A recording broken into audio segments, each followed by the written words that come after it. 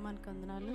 Pastor గారికి, pastor గారికి, రోనానికి, వదినకి, మా కుటుంబం తరపున ధన్యవాదాలు తెలియజేస్తున్నాను. ఈ సమయం ఇచ్చినందుకు కూడా దేవునికి వందనాలు. కూడి వచ్చిన మీ అందరికీ మా కుటుంబం తరపున హృదయపూర్వక వందనాలు చెల్లించుకుంటున్నామండి. గత సంవత్సరం నుంచి ఈ సంవత్సరం వరకు దేవుడు తన రెక్కల నీడలో నన్ను, నా కుటుంబాన్ని భద్రపరిచిన దాన్ని బట్టి మరోసారి దేవునికి వందనాలు. ఇలాంటి స్టార్ట్ అయ్యి ఇప్పటికీ మనం 33 రోజుల్లో ఉన్నామండి. ఈరోజు 33 రోజు. ఇంతవరకు కూడా దేవుడు తన రెక్కల చోట్ల మనల్ని అందరినీ భద్రపరిచినందుకు దేవునికి వందనాలు. అన్నిటికంటే ముఖ్యంగా నా కుటుంబంలో ఉన్న పరిస్థితులు, స్థితిగతుల నుంచి కూడా నన్ను లేవనెత్తి బలపరిచి ఈ రకంగా ఉంచాడంటే అది దేవుని కృపే. దానికి తోడు అయ్యగారు సపోర్టు, అమ్మగారి ప్రార్థన. ఏం చెప్పినా కూడా వాళ్ళ రుణం మేము తీర్చుకోలేమండి. మేము వచ్చిన కాడి నుంచి ఇక్కడే ఉంటున్నాం. నాకంటే ముందు ఒక 5 years బ్యాక్ ఈయన వచ్చారు. నేను 2001లో ఇక్కడికి వచ్చాను. మాది ఆకివీడు, అంకుల్ వాళ్ళ ఊరే. అక్కడ బ్యాప్టిస్ట్ చర్చ్కి వెళ్ళేదాన్ని. అక్కడ అంటే జస్ట్ నార్మల్గా అంటే ప్రేయర్కి వెళ్ళటం రావటం తప్ప ఇంత ఆత్మీయత అనుభవం అనేది ఏది ఉండేది కాదు. లెంట్ కూడా మేము చేసేవాళ్ళం, కానీ ఇంత ప్రేయర్ఫుల్గా అంటూ మేము అక్కడ చేసేవాళ్ళం కాదండి. ఇక్కడికి వచ్చిన తర్వాత పిల్లలు కొంచెం పెద్ద అయ్యే వరకు కూడా నేను ఎప్పుడు చర్చికి అంత క్రమంగా వచ్చేదాన్ని కాదు. ఎదిగిన తర్వాత మాత్రం ఖచ్చితంగా వచ్చేదాన్ని. వచ్చినప్పటి నుంచి నేను ఇప్పటికీ సండే స్కూల్ పరిచయం చేస్తే 13 సంవత్సరాల నుంచి సండే స్కూల్ పరిచయం చేస్తున్నానండి, దేవుని కృపను బట్టి. అందరికి అయ్యగారికి వందనాలు చెల్లించుకుంటున్నాను. ఎందుకంటే ఆయన ఇటువంటి అవకాశాన్ని నాకు ఇచ్చారు. అందుని బట్టి దేవునికి వందనాలు, అయ్యగారికి వందనాలు. మరి అలాగే గతించిన సంవత్సరం కూడా అనేకమైన పరిస్థితుల నుంచి నా కుటుంబాన్ని లేవనెత్తాడు. 2023లో అయితే భయంకరమైన శోధల నుంచి కూడా నా భర్తని లేవనెత్తి ఆయన రెక్కల చోటను భద్రపరిచి కాచి కాపాడారండి. ఎందుకంటే మాకు ఒక నమ్మకం అంటే ఇక్కడ మేము పనిచేస్తున్నాం కాబట్టి మాకు నమ్మకం అంతే. మాకు ఈయనకి పేరెంట్స్ లేరు, మాకు పేరెంట్స్ లేరు ఇద్దరు. నాకు 1 year బాబు పుట్టిన వెంటనే నాన్నగారు చనిపోయారు. ముందు అమ్మగారు చనిపోయారు. పెళ్ళికే నాకు అమ్మగారు లేరండి. అయితే నాన్నగారు చనిపోయిన తర్వాత ఇక్కడికి వచ్చిన తర్వాత ఏంట్రా బాబు ఎవరూ లేరు, కనీసం నాకంటూ సపోర్ట్ ఇక్కడ ఏమి లేదు. అందరూ మాకు వెస్ట్లో ఉన్నారండి, కృష్ణలో ఉన్నారు. అటు వచ్చేయమన్నారు, మీరు ఇక్కడికి వచ్చేయండి, అక్కడ ఎవరు లేరు కదా, మీరు ఇక్కడికి వచ్చేయండి అని చెప్పి చాలా ఫోర్స్ చేశారు మమ్మల్ని. కానీ నేనైతే రాను, ఇక్కడే ఉంటాను నేను అని చెప్పేసి ఈయన ఎప్పుడూ రాలేదు. అసలు వెళ్ళే ఆలోచన కూడా మేము పెట్టుకోలేదండి. చావైనా బ్రతికైనా ఇక్కడే అని చెప్పేసి మేము ఇక్కడే ఉండిపోయాం.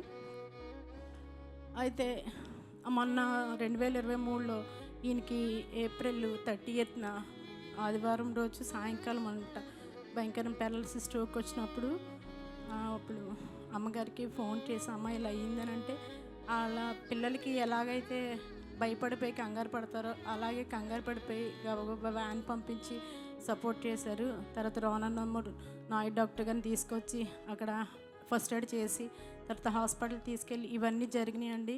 అదంతా కూడా అయ్యగారి ప్రేమ. ఆయన ఫుల్ సపోర్ట్ చేసి మమ్మల్ని ఆదుకున్నారు ఆ టైంలో. నేనేంటంటే నాకు ఎవరు లేకపోయినా పర్వాలేదులే, మాకు అయ్యగారు అమ్మగారు ఉంటే సరిపోతుంది. ఈ ఏరియాలో తెలియని ప్రాంతంలో ఎక్కడి నుంచో వచ్చి ఇక్కడ బతుకుతున్నామంటే వాళ్ళ కృపే కనుక దాన్ని మేము ఎప్పుడు రుణస్తులుగానే ఉంటామండి. ఇప్పుడు మేము ఉన్న ఇల్లు కూడా ఆయన పెట్టిన భిక్షేనండి. అది మీ అందరికీ తెలుసు. ఆయనలోనే మేము బతుకుతున్నాం. అందుని బట్టి వందనాలు. మరి అలాగే పెద్దబాబు విషయంలో 6 సంవత్సరాలు బీటెక్ 3 years, పాలిటెక్నిక్ 3 years, 6 సంవత్సరాలు కూడా దేవుడు తన రెక్కల చోటను భద్రపరిచాడు. మరి ఇప్పుడు కోర్స్ కంప్లీట్ చేసుకుని హైదరాబాద్లో ఉంటున్నాడండి. తను కూడా జాబ్లో సెటిల్ అవ్వాలని ఆశపడుచున్నాడు. ఇంతవరకు ఇంటర్వ్యూస్లో కొన్ని వాటికి వెళ్ళాడు. ఇంకా ముందు కూడా ఇంటర్వ్యూస్కి వెళ్తున్నా అన్నాడు. మీ అందరిన ప్రార్థనలో జ్ఞాపకం చేసుకోనండి. చిన్నబాబు విషయానికి వస్తే ఎక్కడ కుదురుగా 5 నిమిషాలు నుంచోడండి, అటు ఇటు తిరుగుతూ ఉంటాడు. ఫస్ట్ ఇయర్ ఎగ్జామ్స్ రాశాడు. ఆ బాబు కోసం కూడా మీరు ప్రార్థన చేయండి, 2nd yearలో మంచి ర్యాంక్ తెచ్చుకుని పాస్ అయ్యేలాగా. అలాగే నా విషయానికి వస్తే నేను February 10th నుంచి భయంకరమైన కాఫ్తో బాధపడ్డాను.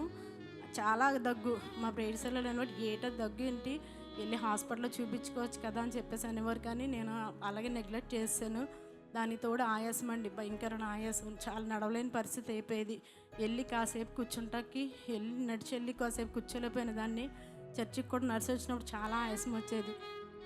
ఏంటండి ఇంత బాధ ఏంటని చెప్పేసి అనుకున్నప్పుడు ఈయన అన్నారు, ప్రార్థన చేయించుకోపోయా ఎగరుతో అనేసి అంటే, పర్వాలేదులే దగ్గుకి ఏం చేయించుకుంటావు అనేసి అని అన్నాను. కానీ మళ్ళీ వచ్చి వెళ్ళిపోయిందని మళ్ళీ వెనక్కి వచ్చి అయ్యగారితో ప్రార్థన చేయించుకున్నాను. అయ్యగారు అన్నారు, హాస్పిటల్కి వెళ్ళావా అని అడిగారు. వెళ్ళలేదండి అన్న. అయితే నేను ఒక కార్డు ఇస్తాను నీకు, కార్డు తీసుకుని హాస్పిటల్కి వెళ్ళాను అన్నారు. అమ్మో 2 రోజులు మళ్ళీ హాస్పిటల్కి వెళ్ళాలా అని చెప్పేసి అని ఆగిపోయి 3వ రోజు ఖచ్చితంగా హాస్పిటల్కి వెళ్ళానండి. ఇక్కడికి నాయుడు గారి దగ్గరికి వెళ్తే ఆయన ఒక ఇంజక్షను 3 టాబ్లెట్స్ ఇచ్చారు. నాకు చేసిన ట్రీట్మెంట్ 10 నిమిషాలే, కానీ ఆయన అయ్యగారి కోసం చెప్పిన సాక్ష్యం అయితే 45 మినిట్స్ చెప్పాడండి. అయ్యగారి కోసం చెప్పిన సాక్ష్యం 45 మినిట్స్ చెప్పాడు. ఆయన హిందూ. ఏం చెప్పాడంటే మన్నాలో అక్కడ ఉన్నప్పుడంట పక్కన ఏ రూమ్స్ అవి ఉండేవి ఉంటాయి, మరి నాకు తెలీదు. అయితే ఆ రూమ్లో పాస్టర్ గారు పక్కన ఉండేవారంట, ఈయన కూడా ఉండేవారు. ఇక్కడ హాస్పిటల్ నాయుడు నువ్వు హాస్పిటల్ పెట్టుకో అని చెప్పేసి అని చెప్పారంట. అప్పుడు ఆయనకి అయ్యగారే ఓపెన్ చేసి హాస్పిటల్ పెట్టారంట. అప్పటి నుంచి ఇప్పటి వరకు ఆయన హాస్పిటల్ ఇలా రన్ చేస్తున్నాను. ఇలా ఈ పరిస్థితుల్లో ఈరోజు నేను కోటీశ్వరిగా ఉన్నానంటే దేవుని కృప, మీ అయ్యగారి దయ, మీ అయ్యగారి దయ వల్ల నేను ఇక్కడ ఉన్నానని చెప్పేసి అని చాలా మంచి సాక్ష్యం చెప్పారండి. నిజంగాను ఒక హైందువుడు అయ్యుండి అలా చెప్పాడంటే నాకు చాలా ఇదనిపించింది. ఆయన ఏమన్నాడంటే మీ అయ్యగారు చల్లగా ఉండాలని మా దేవుడిని కోరుకుంటున్నానని చెప్పేసి అని అన్నాడండి.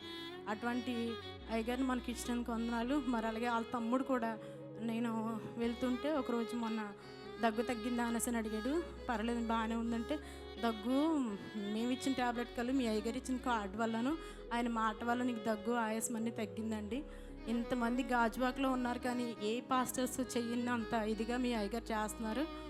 మీరు చాలా అదృష్టవంతులు అంత అయ్యగారిని ఇచ్చినందుకు అని చెప్పేసి. వాళ్ళ తమ్ముడు కూడా హిందూసేనండి. వాళ్ళిద్దరు కూడా అలా చెప్పారు. ఎందుకో తెలియదు, మరి నాకెందుకు చెప్పారో తెలియదు కానీ నాకు చెప్పారు అలాగా ఆ రోజు మొన్నే రీసెంట్గా.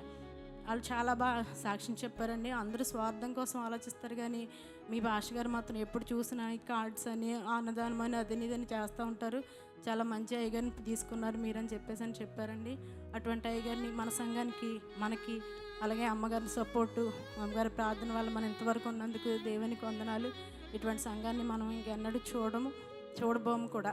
ఇంకా ఈ సంఘం నానాటికి అభివృద్ధి పొందేలాగా మన దిన ప్రార్థనలో జ్ఞాపకం చేసుకుందాం. అలాగే నా కుటుంబం కోసం ప్రార్థన చేయండి. ఇంకా నేను సండే స్కూల్ పరిచయం ముందుకెళ్ళేలాగా నా బిడ్డలిద్దరూ నా భర్త రాకపోకలు తనకు కూడా మంచి ఆరోగ్యం ఇచ్చేలాగా మీ అనుదిన ప్రార్థనలో జ్ఞాపకం చేసుకోమని ఈ చిన్న సాక్షిని దేవుడు దీవించునుగాక.